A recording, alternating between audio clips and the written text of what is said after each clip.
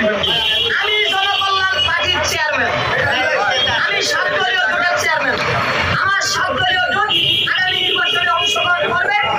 আমরা টার্গেট করেছি জাতীয়তাবাদী জোট দিয়ে একটি বড় বৃহৎ দল এবং সাতদলীয় গণতান্ত্রিক জোট 100 দলে রূপান্তরিত হবে। এইটা একটা বৃহৎ জোট।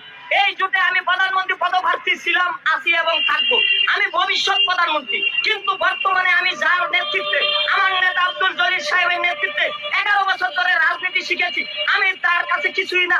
আমার বয়স কম, আমাকে হয়তো জনগণ বয়স কমের কারণে প্রধানমন্ত্রী পদে অধিষ্ঠ করতে নাও পারে, সেই কারণে আমার নেতার বয়স বেশি। ঢাকা বিশ্ববিদ্যালয়ের রাষ্ট্রবিজ্ঞান অনার্স মাস্টার্স পাস করেছেন, তাই তিনি অনেক প্রবীণ নেতা এবং এখনো যুবকের মতন সে রাজপথে আছে, সংগ্রাম করে। তাকে প্রধানমন্ত্রীর চেয়ারে বসালে, জোটের চেয়ারম্যানে যদি আমরা তাকে যেভাবে হোক বসাতে পারি, তার নেতৃত্বে জনকল্যাণ রাজনীতি, আমার পার্টি জনকল্যাণ